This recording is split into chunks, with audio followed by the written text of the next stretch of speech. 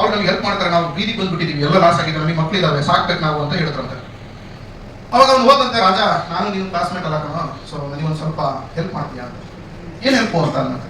ಏನಿಲ್ಲ, ನಾನು ಬಿಸ್ನೆಸ್ ಮಾಡ್ತಿದ್ದೀನಿ, ನಾನು ನನ್ನ ಎಲ್ಲ ಲಾಸ್ ಆದ್ವಿ, ಬೀದಿಗೆ ಬಂದ್ಬಿಟ್ಟಿದ್ವಿ, ಮಕ್ಕಳಿದಾವೆ, ಸ್ವಲ್ಪ ಏನಾದ್ರು ಒಂದು ಹೆಲ್ಪ್ ಮಾಡುವಂತ. ಹೌದಾ, ಹಾಗಾದ್ರೆ ಒಂದು ಕೆಲಸ ಮಾಡು, ಬಾರ ಇಲ್ಲಿ ಮಂತ್ರಿ ಅಂತ ಮಂತ್ರಿ ಕರೆದಂತೆ, ಒಂದಲ್ಲಿ ಕುರಿ ತಂದೆ, ಕುರಿ ತರಿಸಿದಂತೆ. ಕುರಿ ತರಿಸ್ಬಿಟ್ಟು ಈ ಕುರಿನ ಮೇಸು, ಮರಿ ಹಾಕತ್ತೆ, ಬಿಸ್ನೆಸ್ ಮಾಡ್ಕೊಂಡು ಹೋಗುವಂತ. ಸೊ ಕುರಿನ ಮೇಸ್ತಾ ಇದ್ದಂತೆ, ಮತ್ತೆ 20 ದಿನ ಆಯ್ತು ಆ ಕುರಿ ಸತ್ತೋಗ್ಬಿಡ್ತಂತೆ. ಮತ್ತೆ ಬಂದಂತೆ, ರಾಜ ಕುರಿ ಸತ್ತೋಗ್ಬಿಡ್ತು. ಹೌದಾ ಮಂತ್ರಿ, ಬಾರ ಇಲ್ಲಿ ಇನ್ನೊಂದು ಕುರಿ ಕೂಡ ಪಾಪ ಕುರಿ ಸತ್ತಿದೆ ಅಂತ. ಸೊ ಮತ್ತೆ ಒಂದು ತಿಂಗಳು 2 ತಿಂಗಳು ಮೇಯಿಸಿದಂತೆ, ಇನ್ನೇನೊಂದು ಗರ್ಭಿಣಿ ಇದ್ದಂತ ಕುರಿ ಸತ್ತೋಗ್ಬಿಡ್ತಂತೆ ಡೆಲಿವರಿ ಟೈಮ್. ಮತ್ತೆ ಬಂದಂತೆ, ರಾಜ ತುಂಬಾ ಚೆನ್ನಾಗಿ ನೋಡ್ಕೊಂಡೆ ಕಣ, ಸೊ ಆ ಕುರಿ ಮರಿ ಹಾಕ್ಬೇಕಾದ್ರೆ ತಾಯಿ ಮತ್ತೆ ಮರಿ ಎರಡೂ ಸತ್ತೋಗ್ಬಿಟ್ಟು.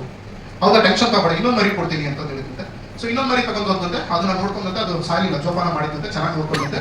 1 ಮರಿ ಇರೋದು 10 ಮರಿ ಆಯ್ತಂತೆ, 10 ಮರಿ ಇರೋದು 50 ಮರಿ ಆಯ್ತಂತೆ.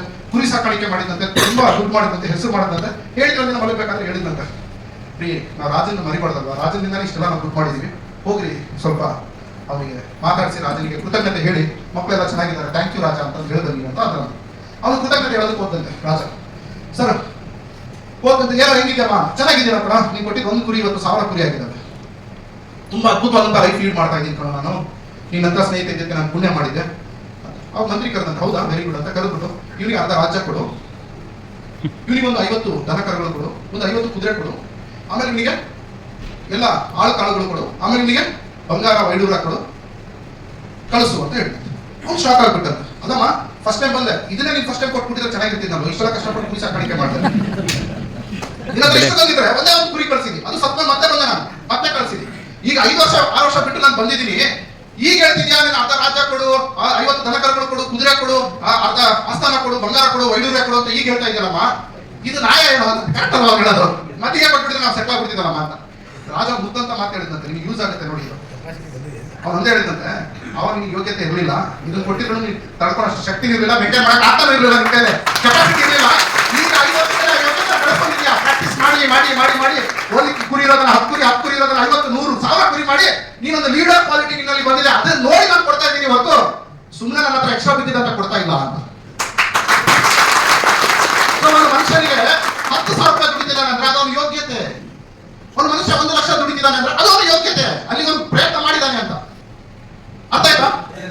ಒಂದು ಮನುಷ್ಯ 1 ಕೋಟಿ ದುಡಿತಿದ್ದಾನೆ ಅಂದ್ರೆ ಅದು ಅವನ ಯೋಗ್ಯತೆ. ಸೊ ನಿಮಗೆ ದೇವರು ಮೊದಲು ಒಂದು ಟೀಮ್ ಕೊಟ್ಟು ನೋಡ್ತಾನೆ, ಮೊದಲು ಒಬ್ಬನಿಗೆ ಕೊಟ್ಟು ನೋಡ್ತಾನೆ, ನಿಮಗೆ ಒಬ್ಬನಿಗೆ ಹ್ಯಾಂಡಲ್ ಮಾಡಕ್ ಬಂದಿಲ್ಲ ಅಂದ್ರೆ, ಒಬ್ಬನಿಗೆ ಸರ್ವಿಸ್ ಮಾಡಕ್ ಬಂದಿಲ್ಲ ಅಂದ್ರೆ ಮುಗಿತು ನಿಮ್ಮ ಜೀವನ. You are not fit for network marketing, you are not fit for multi level marketing ಅಂತ ನೀವು ಲೀಡರ್ ಆಗಕ್ಕೆ ಲಾಯಕ್ಕಿಲ್ಲ ಅಂತ ಹೇಳಿ ನೀವು ಮತ್ತೆ ಅದನ್ನ ಬೆಳೆಸ್ಬೇಕು. ಹೆಂಗೆ ಒಂದು ಕುರಿ ಸತ್ತ ಇನ್ನೊಂದು ಕುರಿ ತಗೊಂಡ, ಇನ್ನೊಂದು ಕುರಿ ಸತ್ತ ಇನ್ನೊಂದು ಕುರಿ ತಗೊಂಡ, ಚಾಲೆಂಜ್ ಆಗಿ ತಗೊಂಡ, ಆ ಕುರಿ ಸಾಕಾಣಿಕೆ ಮಾಡ್ದ, ದೊಡ್ಡದಾಗಿ ಬೆಳೆದ. ನೀವು ಆ ರೀತಿ ಟೀಮ್ ಕಟ್ಟಬೇಕಾದ್ರೆ ಒಬ್ಬನು ಬರ್ತಾನೆ, ಒಬ್ಬನು ಬಿಟ್ಟು ಹೋಗ್ತಾನೆ, ಒಬ್ಬನು ಇರ್ತಾರೆ, ಒಬ್ಬನು ಬಿಟ್ಟು ಹೋಗ್ತಾರೆ. ನೀವು ತಲೆ ಕೆಡಿಸ್ಕೋಬಾರ್ದು, ನಿಮ್ ಕೆಲಸ ಮಾಡ್ತಾ ಇರ್ಬೇಕು. ನಿಮಗೆ ಆ ತಾಕತ್ತು ಎಲಿಜಿಬಿಲಿಟಿ ಬರುತ್ತಲ್ಲ, ಆಗ ನಿಮಗೆ ದೇವರು ಅಬಾಂಡೆನ್ಸ್ ಅಂದ್ರೆ ತುಂಬಿ ಕೊಡ್ತಾನೆ. ನಿಮಗೆ ಯಾವ ಬ್ಯಾಂಕ್ ಅಲ್ಲಿ ಎಷ್ಟು ದುಡ್ಡು ಇರಬೇಕು ಅನ್ನೋದು ನಿಮಗೆ ಗೊತ್ತಾಗ, ಅಷ್ಟು ತುಂಬಿ ಕೊಡ್ತಾನೆ.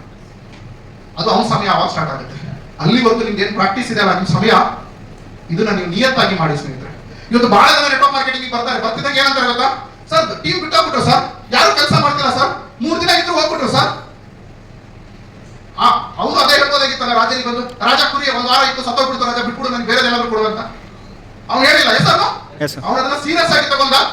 ಆಮೇಲೆ ಅವನಿಗೆ ಏನು ಹೊರಗೆ ಸಿಕ್ತು, ಅರ್ಧ ರಾಜ್ಯ ಸಿಕ್ತು, ಕುದುರೆಗಳು ಸಿಕ್ಕು, ಆನೆಗಳು ಸಿಕ್ಕು, ಆಕಳುಗಳು ಸಿಕ್ಕು, ವೈಡೂರ್ಯ ವಜ್ರ ಎಲ್ಲ ಸಿಕ್ತು, ಅವನು ಅರ್ಧ ಮಹಾರಾಜನಾಗಿ ಬೆಳೆದ. ಸೊ ಇದೇ ನೆಟ್ವರ್ಕ್ ಮಾರ್ಕೆಟಿಂಗ್ ಅಂದ್ರೆ. ನೀವು ಏನು ಸಾಧನೆ ಮಾಡೋವರೆಗೂ ನಿಮಗೆ ನೆಟ್ವರ್ಕ್ ಮಾರ್ಕೆಟಿಂಗ್ ಏನು ಕೊಡಲ್ಲ ಸ್ನೇಹಿತರೆ. ನಿಮಗೆ ಬಿಸ್ನೆಸ್ ಅಲ್ಲಿ ಏನಾದ್ರು ಸಾಧನೆ ಮಾಡಬೇಕು, ಈ ಕಂಪನಿ ಏನಾದ್ರು ನೀವು ರೀಚ್ ಆಗಬೇಕು, ಇದರ ನೆಕ್ಸ್ಟ್ ಲೆವೆಲ್ ನೀವು ಹೋಗ್ಬೇಕು ಅನ್ನೋದು ಏನಾದ್ರು ಇದ್ರೆ ಸ್ಟಾರ್ಟ್ ಫ್ರಮ್ ಪ್ರಾಕ್ಟೀಸ್. ಮೊದಲು ಒಬ್ಬನಿಗೆ ನೆಟ್ಟಿಗೆ ಸರ್ವಿಸ್ ಕೊಟ್ಟು ನೋಡಿ, ಮೊದಲು ಒಬ್ಬನಿಗೆ ಒಂದು ಟೀಮ್ ಕಟ್ ನೋಡಿ, ಒಬ್ಬನ ಹತ್ರ ವಾವ್ ಅಂತ ಅನಿಸ್ಕೊಳ್ಳಿ, ಆಟೋಮೆಟಿಕಲಿ 10 ಜನರ ಹತ್ರ ವಾವ್ ಅನಿಸ್ಕೊಂತೀರಾ, ಆಟೋಮೆಟಿಕಲಿ 1000 ಜನರ ಹತ್ರ ವಾವ್ ಅನಿಸ್ಕೊಂತೀರಾ. ಅವತ್ತು ನಿಮ್ಮ ಭವಿಷ್ಯ ಬದಲಾವಣೆ ಆಗುತ್ತೆ. ಅಲ್ಲಿವರೆಗೂ ನೀವು ಕಷ್ಟಪಡಲೇಬೇಕು. Are you clear? ಸೊ ಮಾಡ್ಬೋದಾ? Are you ready? ಏನು ನಿಜಲ್ಲ ಬಿಸ್ನೆಸ್ ಏನ್ ಮಾಡ್ಬೋದಾ? Business I can do it. ಜೋರಾಗಿ ಐ ಕ್ಯಾನ್